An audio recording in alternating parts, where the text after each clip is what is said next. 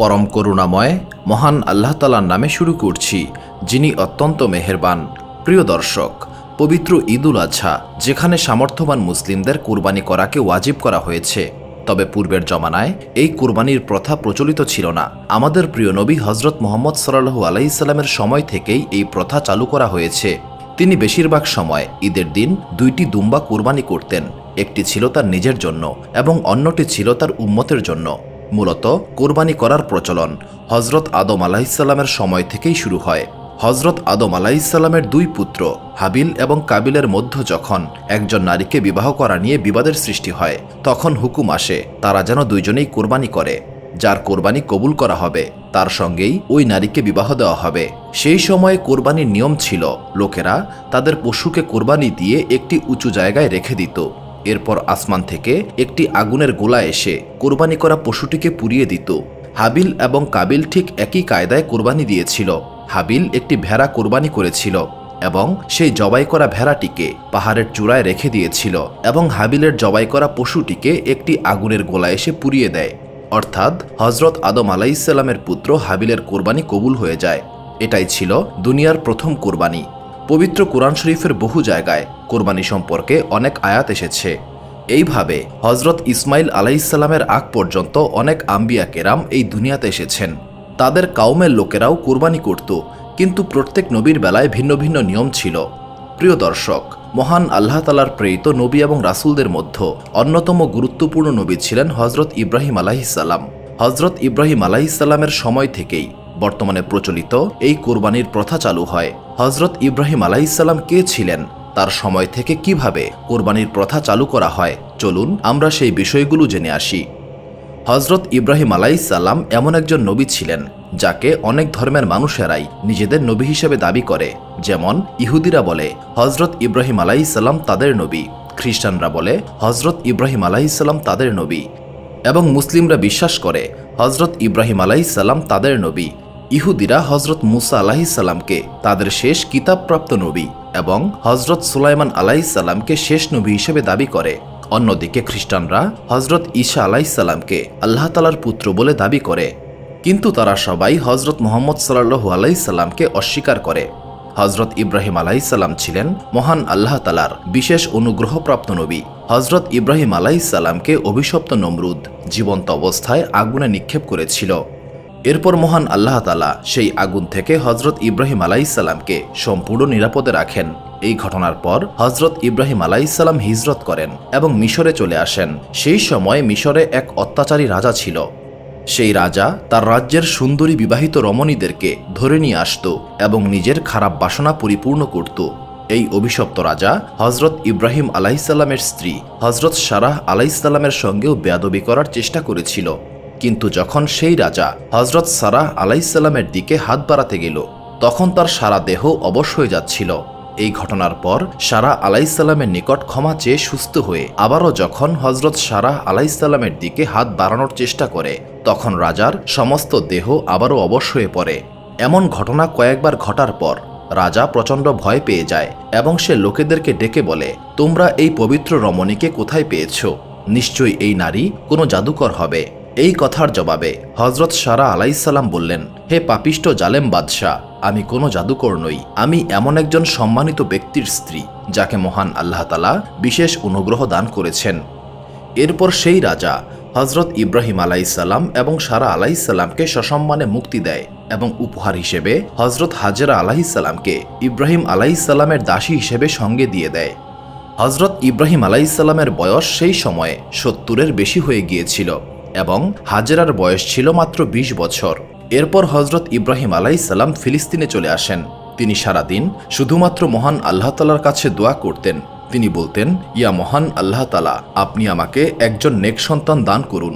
জানা যায় হজরত ইব্রাহিম আলাইহিসসালামের বয়স 100 পার হবার পরেও তার কোনো সন্তান হচ্ছিল না, কিন্তু তিনি আশাহত না হয়ে মহান আল্লাহ তাআলার কাছে দোয়া করতেই থাকেন।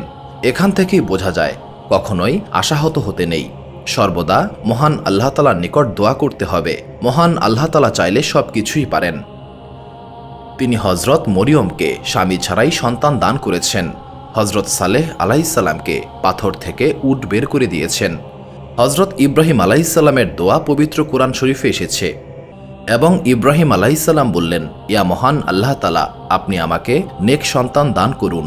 এরপর মহান আল্লাহ তাআলা হজরত ইব্রাহিম আলাইহিসসালামের জন্য হজরত ইসমাইল আলাইহিসসালামকে সন্তান হিসেবে দান করলেন। হজরত ইসমাইল আলাইহিসসালামের জন্মের 4 বছর পর মহান আল্লাহ তাআলা হজরত ইব্রাহিম আলাইহিসসালামকে আরও একটি পুত্র সন্তান দান করেছিলেন, যেই সন্তান হজরত সারা আলাইহিসসালাম গর্ভে ধারণ করেছিলেন। তার সেই পুত্রের নাম ছিল হজরত ইসহাক আলাইহিসসালাম। প্রিয় দর্শক, ধৈর্য ধারণের ফলাফল কতই না সুমিষ্ট। মহান আল্লাহ তাআলা হজরত ইব্রাহিম আলাইহিসসালামের জন্য প্রথমে হজরত ইসমাইল আলাইহিসসালামকে দান করলেন, এরপর দিলেন হজরত ইসহাক আলাইহিসসালামকে, যার মাধ্যমে প্রায় 30,000 নবী এই দুনিয়াতে এসেছিলেন। এরপর হজরত ইসমাইল আলাইহিসসালামের বংশের মাধ্যমেও অনেক নবী এসেছিলেন। তাদের মাঝে ছিলেন আমাদের প্রিয় নবী হজরত মুহাম্মদ সাল্লাল্লাহু আলাইহি সাল্লাম।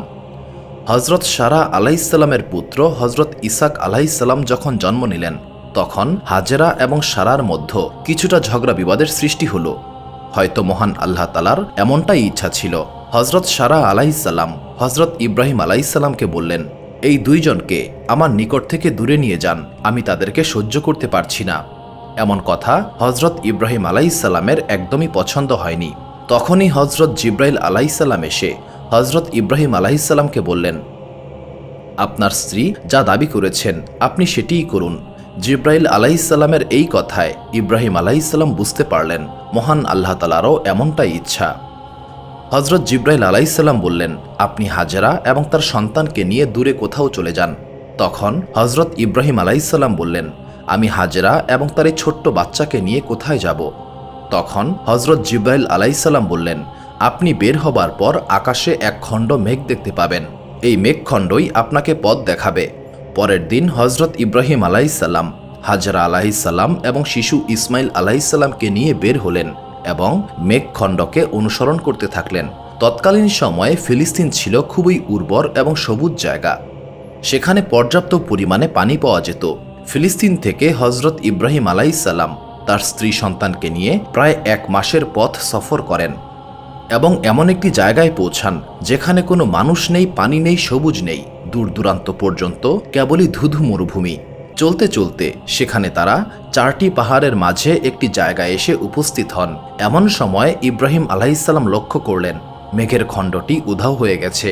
এমন সময় হজরত জিব্রাইল আলাইহিসসালাম আসলেন এবং বললেন, হে আল্লাহ তাআলার নবী, মহান আল্লাহ তাআলার ইচ্ছা আপনি এখানেই আপনার স্ত্রী এবং সন্তানকে রেখে চলে যাবেন। প্রিয় দর্শক, যখন হজরত ইব্রাহিম আলাইহিসসালামকে জ্বলন্ত আগুনে নিক্ষেপ করা হয়েছিল, তিনি কোনো কথা বলেননি, শুধু বলেছেন, আমার জন্য আমার রবই যথেষ্ট। কিন্তু এবার হজরত জিব্রাইল আলাইহিসসালামের কথা শুনে তিনি বললেন, এখানে কিভাবে আমার স্ত্রী সন্তানকে রেখে চলে যাব? এই এলাকায় দূর দূরান্ত পর্যন্ত কোনো মানুষের বসতি কিংবা পানির অস্তিত্ব নেই, তারা এখানে কিভাবে বসবাস করবে? জবাবে হজরত জিব্রাইল আলাইহিসসালাম বললেন, এটাও আপনার রবের ইচ্ছা। এখানে মহান আল্লাহ তাআলা একটি ঘর তৈরি করবেন, আর এখানেই জন্ম নেবেন শেষ নবী, যিনি সমগ্র দুনিয়াকে আলোকিত করবেন। হজরত ইব্রাহিম আলাইহিসসালাম মনে মনে সেখান থেকে চলে যাওয়ার প্রস্তুতি নিয়ে নিলেন। যখন হজরত ইব্রাহিম আলাইহিসসালাম চলে যাচ্ছিলেন, তখন হাজেরা জিজ্ঞাসা করলেন, আপনি কোথায় যাচ্ছেন? হজরত ইব্রাহিম আলাইহিসসালাম চুপ করে থাকলেন। হজরত হাজেরা আলাইহিসসালাম পুনরায় জিজ্ঞাসা করলেন, আপনি কোথায় যাচ্ছেন? এবারও হজরত ইব্রাহিম আলাইহিসসালাম চুপ করে থাকলেন। তৃতীয়বার হজরত হাজেরা আলাইহিসসালাম জিজ্ঞাসা করলেন, আপনি আমাদের এই জনমানবহীন জায়গায় একা রেখে কোথায় চলে যাচ্ছেন? জবাবে হজরত ইব্রাহিম আলাইহিসসালাম বললেন, এটাই আমার রবের ইচ্ছা। এই কথা শুনে হজরত হাজেরা আলাইহিসসালাম বললেন, তবে আমি অবশ্যই ধৈর্য ধারণ করব, নিশ্চয়ই আমার আল্লাহ তাআলা সর্বোত্তম পরিকল্পনাকারী। এরপর হজরত ইব্রাহিম আলাইহিসসালাম উটের পিঠে আরোহণ করলেন। অন্যদিকে হজরত হাজেরা আলাইহিসসালাম তার পুত্র ইসমাইলকে নিয়ে দাঁড়িয়ে রইলেন। হাজেরা আলাইহিসসালাম শুধুমাত্র ইব্রাহিম আলাইহিসসালামের চলে যাওয়ার পথের দিকে তাকিয়ে রইলেন। প্রিয় দর্শক, একজন মানুষ যার বয়স 84 বছর পূর্ণ হবার পর একজন পুত্র সন্তানের পিতা হয়েছিলেন, সেই সন্তান এবং তার মাকে এমন একটি জনমানবহীন জায়গায় রেখে যেতে হচ্ছে। এখান থেকেই বোঝা যায় সেই সময়ে হজরত ইব্রাহিম আলাইহিসসালামের মনের অবস্থা কেমন ছিল।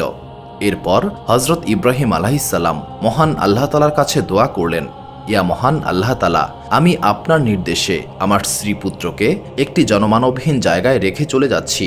সেখানে না পানি রয়েছে না খাবার রয়েছে। ইয়া মহান আল্লাহ তাআলা, আপনি তাদেরকে সাহায্য করুন, রহমত করুন। এভাবেই হজরত হাজরা আলাইহিসসালাম সেই জায়গায় একাই থাকতে লাগলেন, শুধুমাত্র মহান আল্লাহ তাআলার উপর ভরসা করে। হজরত হাজরা আলাইহিসসালামের নিকট ছোট্ট একটি পানির পাত্র ছিল, আর সেখানে খুবই সামান্য পরিমাণ পানি ছিল। তিনি তার পুত্র ইসমাইলকে সেখান থেকে ফোঁটায় ফোঁটায় পানি পান করাতেন, এবং তার কাছে খাবারের জন্য খুবই সামান্য পরিমাণ খেজুর ছিল। এই পানি এবং খেজুর দিয়ে কোনোভাবে তারা 3 দিন পার করে ফেললেন। এরপর সেগুলো শেষ হয়ে যায় এবং তৃষ্ণার সময় শুরু হয়। হজরত ইসমাইল আলাইহিসসালাম পিপাসায় হাত পা ছুটতে লাগলেন। হজরত হাজরা বললেন, ইয়া মহান আল্লাহ তাআলা, আমি এখন কি করব? তিনি হজরত ইসমাইল আলাইহিসসালামের আর্তনাদ আর সহ্য করতে না পেরে সাফা পাহাড়ে দৌড়াতে শুরু করলেন। সেখানে কিছুই পেলেন না। এবার তিনি মারোয়া পাহাড়ের দিকে গেলেন, সেখানেও কিছুই পেলেন না। তিনি আবারও নিচে আসলেন, দেখলেন হজরত ইসমাইল আলাইহিসসালাম ঠিক আছেন কিনা। এসে তিনি দেখেন ইসমাইল একদম ঠিকঠাক রয়েছে। এবার তিনি আবারও অস্থির হয়ে সাফা পাহাড়ে দৌড়ে গেলেন। পুনরায় সেখানে কিছুই পেলেন না। আবারও মারোয়া পাহাড়ে গেলেন, সেখানেও কিছুই পেলেন না। এইভাবে তিনি সাফা এবং মারোয়া পাহাড়ের মাঝে 7 বার দৌড়েছিলেন। সন্তানের জন্য মায়ের এই অস্থিরতা মহান আল্লাহ তাআলার নিকট এতটাই পছন্দ হয় যে তিনি হজের সময় সাফা মারোয়া পাহাড়ের মাঝে 7 বার দৌড়ানোকে ওয়াজিব করে দিলেন। এইভাবে 7 বার দৌড়ানোর পর হজরত হাজরা আলাইহিসসালাম মারোয়া পাহাড়ে এসে থমকে যান। তার মাঝে দৌড়ানোর শক্তি ছিল না। তার চোখের সামনে নিজের পুত্রকে তৃষ্ণায় এইভাবে কষ্ট পেতে দেখে তার আর কোনোভাবেই সহ্য হচ্ছিল না। হঠাৎ তিনি খেয়াল করলেন হজরত ইসমাইল আলাইহিসসালামের পায়ের নিচ থেকে পানি বেরিয়ে আসছে এবং সেখান থেকে অনবরত পানি বের হচ্ছে। এটা দেখে হজরত হাজরা আলাইহিসসালাম মহান আল্লাহ তাআলার নিকট শুকরিয়া আদায় করেন এবং তার পুত্রকে পানি পান করালেন। এরপর হজরত হাজরা আলাইহিসসালাম পাথর কুড়িয়ে এনে চারদিক থেকে পাথর দিয়ে পানিকে আবদ্ধ করে দিলেন। নবী করিম সাল্লাল্লাহু আলাইহি সাল্লাম বলেন, হাজরা যদি সেই দিন পাথর দ্বারা পানিকে আবদ্ধ না করতেন তাহলে সমগ্র আরব পানির নিচে চলে যেত। এই ঘটনার কিছুদিন পর সেখান দিয়ে বনু জুরা নামের একটি কাফেলা যাচ্ছিল। তারা পানির সন্ধান পেয়ে সেখানেই থমকে যায় এবং তারা হজরত হাজরা আলাইহিসসালামের নিকট থেকে অনুমতি নিয়ে সেই কূপ থেকে পানি পান করে এবং সেখানেই বসতি স্থাপন করে। মূলত হজরত হাজরা আলাইহিসসালামের অনুমতিতেই সেখানে বসতি স্থাপিত হয় এবং হজরত ইসমাইল আলাইহিসসালামের শৈশব এখানেই কাটে। বর্তমান বিজ্ঞানের যুগে আরব সরকার কয়েকবার উদ্যোগ নিয়েছিল এটা জানার জন্য যে এই পানির উৎস কোথায়, কিন্তু তারা সঠিক উৎসের সন্ধান পায়নি। যখন তারা কূপে মোটর চালিয়ে পানি উত্তোলন করে তখন 7 থেকে 8 দিক থেকে পানি আসতে শুরু করে এবং মোটর বন্ধ করলেই পানির প্রবাহ বন্ধ হয়ে যায় পানির প্রবাহ বন্ধ হয়ে যায়। প্রিয় দর্শক, হজরত ইব্রাহিম আলাইহিসসালামের বংশ থেকে এই দুনিয়াতে অনেক নবী রাসূল এসেছেন। এর মাঝে বেশিরভাগই ছিল বনি ইসরায়েলের জন্য, কিন্তু হজরত ইব্রাহিম আলাইহিসসালামের পুত্র হজরত ইসমাইল আলাইহিসসালামের বংশ থেকে আসেন আখিরি জমানার সর্বশ্রেষ্ঠ নবী হজরত মুহাম্মদ সাল্লাল্লাহু আলাইহি সাল্লাম। হজরত ইসমাইল আলাইহিসসালাম ছিলেন হজরত ইব্রাহিম আলাইহিসসালামের প্রথম পুত্র, কিন্তু সেই পুত্রকে তার মায়ের সঙ্গে একটি জনমানবহীন অঞ্চলে রেখে এসেছিলেন। অনেকদিন যাবৎ হজরত ইব্রাহিম আলাইহিসসালাম বাহ্যিকভাবে এই সন্তানের কোনো খোঁজ খবর রাখেননি, কিন্তু তার হৃদয় জুড়ে ছিল এই সন্তানটির স্থান। তিনি তাকে সবচেয়ে বেশি ভালোবাসতেন এবং সর্বদাই তার জন্য প্রার্থনা করতেন। মহান আল্লাহ তাআলা হজরত ইব্রাহিম আলাইহিসসালামকে আবারও পরীক্ষা করার সিদ্ধান্ত নিলেন। হজরত ইসমাইল আলাইহিসসালাম তখন 9 বছরে উপনীত হয়েছেন। এই সময় একবার হজরত ইব্রাহিম আলাইহিসসালাম তার স্ত্রী পুত্রের খবর নেওয়ার জন্য ফিলিস্তিন থেকে মক্কায় আগমন করেন। তার সেই আগমনের তারিখটি ছিল জিলহজ মাসের 8 তারিখ। হজরত ইব্রাহিম আলাইহিসসালাম ওই রাতে একটি স্বপ্ন দেখলেন। তিনি দেখতে পেলেন মহান আল্লাহ তাআলা তাকে আদেশ করেছেন, হে ইব্রাহিম, তুমি মহান আল্লাহ তাআলার নামে কোরবানি করো। হজরত ইব্রাহিম আলাইহিসসালাম সকালবেলা ঘুম থেকে ওঠার পর মহান আল্লাহ তাআলার নামে প্রচুর ধন সম্পদ দান করলেন। পরের দিন রাতে হজরত ইব্রাহিম আলাইহিসসালাম আবারও স্বপ্নে দেখলেন মহান আল্লাহ তাআলা তাকে আদেশ করছেন, ইব্রাহিম, তুমি আল্লাহ তাআলার নামে কোরবানি করো। সকালে তিনি মহান আল্লাহ তাআলার নামে 100 উট কোরবানি করলেন। কিন্তু তারপর তিনি আবারও একই স্বপ্ন দেখলেন। মহান আল্লাহ তাআলা বলছেন, হে ইব্রাহিম, তুমি তোমার সবচেয়ে প্রিয় বস্তুকে মহান আল্লাহ তাআলার নামে কোরবানি করো। সকালবেলা উঠে তিনি মনে মনে চিন্তা করতে লাগলেন, তার নিকট সর্বাপেক্ষা প্রিয় বস্তু কি রয়েছে। বহু চিন্তার পর তার মনে হলো, আমার সবচেয়ে প্রিয় বস্তু হচ্ছে আমার কলিজার টুকরা ইসমাইল। তবে কি মহান আল্লাহ তাআলা আমার নিকট ইসমাইলকে কুরবানি করতে বলেছেন? এবং সঙ্গে সঙ্গেই হজরত ইব্রাহিম আলাইহিসসালাম সিদ্ধান্ত নিলেন তার কলিজার টুকরা হজরত ইসমাইল আলাইহিসসালামকে মহান আল্লাহ তাআলার নামে কোরবানি করবেন। মূলত নবী রাসূলদের স্বপ্ন সাধারণ মানুষের স্বপ্নের মতো নয়, বরং এটা মহান আল্লাহ তাআলার পক্ষ থেকে তাদের জন্য ওহী। এটাকে ইলহামও বলা হয়। কাজেই হজরত ইব্রাহিম আলাইহিসসালাম তার পুত্র হজরত ইসমাইল আলাইহিসসালামকে মহান আল্লাহ তাআলার নামে কোরবানি করতে দৃঢ় সংকল্পবদ্ধ হলেন। তিনি তার পুত্র ইসমাইলকে ডেকে বললেন, আমি তোমাকে নিয়ে এক জায়গায় দাওয়াতে যাব, তুমিও আমার সঙ্গে যাবে। পিতার কথায় হজরত ইসমাইল আলাইহিসসালাম খুব আনন্দিত হয়ে তার মায়ের কাছে গিয়ে বললেন, আমি পিতার সঙ্গে এক জায়গায় দাওয়াত খেতে যাব। বিবি হাজেরা তার স্বামীর নিকট জিজ্ঞাসা করলেন, ইসমাইল বলছে আপনি তাকে নিয়ে দাওয়াতে যাবেন, এটা কি সত্যি? হজরত ইব্রাহিম আলাইহিসসালাম এই প্রশ্নের কোনো সরাসরি উত্তর দিলেন না, বরং তিনি বললেন, তুমি ইসমাইলকে গোসল করিয়ে উত্তম জামাকাপড় পরিধান করিয়ে দাও। বিবি হাজেরা ইসমাইল আলাইহিসসালামকে নতুন জামাকাপড় পরিধান করিয়ে পিতার হাতে সমর্পণ করে বললেন, এই বয়স পর্যন্ত আমি ইসমাইলকে কখনো আমার চোখের আড়াল করিনি, কারো সঙ্গে কোথাও পাঠাইনি। আজ আমি প্রথম তাকে পিতার সঙ্গে বাইরে পাঠাচ্ছি। আপনি তাকে অবশ্যই চোখে চোখে রাখবেন এবং আপনি তাকে নিয়ে ফিরে না আসা পর্যন্ত আমি উদ্বিগ্ন থাকব। হজরত ইব্রাহিম আলাইহিসসালাম বিবি হাজেরার এই কথা শুনে কোনো উত্তর দিলেন না। যাই হোক, তিনি ইসমাইল আলাইহিসসালামকে নিজের কাছে পেয়ে উজু করলেন এবং 2 রাকাত নফল নামাজ পড়ে মহান আল্লাহ তাআলার দরবারে মুনাজাত করলেন। মুনাজাত শেষ করে তিনি একখানা তীক্ষ্ণ ধারালো ছুরি এবং এক গাছি রশি নিজের জামার নিচে লুকিয়ে রাখলেন এবং হজরত ইসমাইল আলাইহিসসালামকে সঙ্গে নিয়ে রওনা হলেন। দূরবর্তী মিনা নামক পাহাড়ের দিকে তারা চলতে শুরু করলেন। হজরত ইব্রাহিম আলাইহিসসালাম সামনে এবং পুত্র ইসমাইল তার পেছনে পেছনে চলতে লাগলেন। হজরত ইব্রাহিম আলাইহিসসালাম মহান আল্লাহ তাআলার আদেশ পালন করার উদ্দেশ্যে তার প্রাণপ্রিয় পুত্র হজরত ইসমাইল আলাইহিসসালামকে কোরবানি করার জন্য পথ চলছেন। অপরদিকে মানবজাতির চিরশত্রু ইবলিশ হজরত ইব্রাহিম আলাইহিসসালামের এই কঠোর পরীক্ষায় সাফল্যের পূর্ব লক্ষণ প্রত্যক্ষ করে তার প্রতি হিংসায় জ্বলে পুড়ে মরছিল। সুতরাং সে এই বিষয়ে একটি দুর্যোগ সৃষ্টি করে হজরত ইব্রাহিম আলাইহিসসালামকে ব্যর্থ করার চেষ্টায় অবতীর্ণ হল। সে বিবি হাজেরার সামনে উপস্থিত হয়ে বলল, হাজেরা, তোমার স্বামী তোমার পুত্রকে কি উদ্দেশ্যে কোথায় নিয়ে গেছে সেটা কি তুমি জানো? বিবি হাজেরা বললেন, আমার স্বামী আমার পুত্রকে নিয়ে দাওয়াতে গেছে। ইবলিশ বলল, তুমি একেবারেই বোকা, সেই জন্য তোমাকে ফাঁকি দেওয়া অতি সাধারণ বিষয়। বিবি হাজেরা বললেন, কি হয়েছে এবং তুমি এই কথাই বা বলছো কেন? ইবলিশ বলল, তোমার স্বামী তোমার নিকট মিথ্যা কথা বলেছে, সে তোমার ছেলেকে কোরবানি দেওয়ার উদ্দেশ্যে নিয়ে গেছে। বিবি হাজেরা ইবলিশের এই কথায় বিরক্ত হলেন এবং বললেন, তুমি কে বলো তো? তুমি আমার স্বামীর নামে এই সমস্ত কি বলছো? পিতা হয়ে পুত্রকে তিনি কেন জবেহ করবেন? তুমি কি আমার সঙ্গে প্রতারণা করতে এসেছ? আমি বুঝতে পেরেছি তুমি পাপিষ্ট ইবলিশ ছাড়া আর অন্য কেউ নও। এখনই তুমি আমার সামনে থেকে দূর হয়ে যাও। ইবলিশ বলল, যখন তুমি আগামীকাল তোমার পুত্রের জবেহ করার সংবাদ শুনবে তখন তুমি বুঝতে পারবে আমার এই কথা কতটা সত্য ছিল। আমি তোমাকে ধোঁকা দিতে আসিনি, বরং তোমাকে একটি সত্য সংবাদ জানাতে এসেছি। এইবার আসল কথা তোমাকে খুলে বলি, মহান আল্লাহ তাআলা তোমার স্বামীকে কুরবানি করার আদেশ করেছেন এবং সেই জন্য ইব্রাহিম আলাইহিসসালাম ইসমাইলকে নিয়ে মিনা পাহাড়ের দিকে গেছে। এই কথা শ্রবণ করে বিবি হাজেরা বললেন, যদি তাই হয়ে থাকে সেটা তো অতি আনন্দের কথা। এই দুনিয়াতে অসংখ্য মানুষ থাকা সত্ত্বেও মহান আল্লাহ তাআলা কোরবানির জন্য আমার ছেলেকেই পছন্দ করেছেন, সেটা তো চরম ও পরম সৌভাগ্যের বিষয়। এর চেয়ে আনন্দের সংবাদ আর কি বা হতে পারে? ইবলিশ হতাশ হয়ে দেখল বিবি হাজেরাকে ধোঁকা দেওয়া সম্ভব হচ্ছে না। তখন সে হজরত ইসমাইল আলাইহিসসালামকে ধোঁকা দেওয়ার উদ্দেশ্যে ছুটে গেল।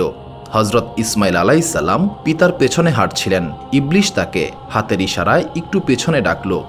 হজরত ইব্রাহিম আলাইহিসসালাম পেছনের দিকে না তাকিয়ে কেবলই সামনে অগ্রসর হচ্ছিলেন। এই সুযোগে ইবলিশ হজরত ইসমাইল আলাইহিসসালামকে বলল, বালক, তুমি কি বলতে পারো তুমি তোমার পিতার সঙ্গে কোথায় যাচ্ছ? ইসমাইল আলাইহিসসালাম বললেন, আমি আমার পিতার সঙ্গে দাওয়াতে যাচ্ছি। ইবলিশ বলল, তোমার পিতা তোমার সঙ্গে প্রতারণা করেছেন, তিনি তোমাকে হত্যা করবেন। হজরত ইসমাইল আলাইহিসসালাম বললেন, তুমি মিথ্যা বলছো। তিনি আমার সঙ্গে প্রতারণা কেন করবেন, আর তিনি আমাকে হত্যাই বা কেন করবেন? ইবলিশ বলল, মহান আল্লাহ তাআলা তোমার পিতাকে পুত্র কুরবানি করার আদেশ করেছেন, সুতরাং সে তোমাকে ফাঁকি দিয়ে মিনা পাহাড়ের দিকে নিয়ে যাচ্ছে। আমার কথা বিশ্বাস না হলে তুমি তোমার পিতার জামার নিচে পরীক্ষা করে দেখো, সেখানে দেখবে একটি ধারালো ছুরি এবং রশি লুকানো আছে। যদি প্রাণে বাঁচতে চাও তাহলে এই মুহূর্তে তোমার পিতার পেছন দিক হতে ছুটে পালাও, এক মুহূর্ত দেরি করো না। হজরত ইসমাইল আলাইহিসসালাম ইবলিশের এই কথা শ্রবণ করে বললেন, মহান আল্লাহ তাআলা রাস্তায় কুরবানি হতে পারা তো সৌভাগ্যের বিষয়। মহান আল্লাহ তাআলা আমার পিতাকে নির্দেশ দিয়েছেন আমাকে কুরবানি করার জন্য, এর চেয়ে সৌভাগ্যের বিষয় আমার জন্য আর কি বা হতে পারে? দুনিয়াতে অগণিত মানুষ থাকা সত্ত্বেও মহান আল্লাহ তাআলা কুরবানির জন্য আমাকেই পছন্দ করেছেন, এটা আমার জন্য খুবই খুশির সংবাদ। তুমি আমাকে ধোঁকা দিচ্ছ, দূর হও আমার সামনে থেকে। আমি আমার পিতার নিকট থেকে শ্রবণ করেছি, শয়তান ভালো কাজে মানুষকে বাধা দিয়ে থাকে।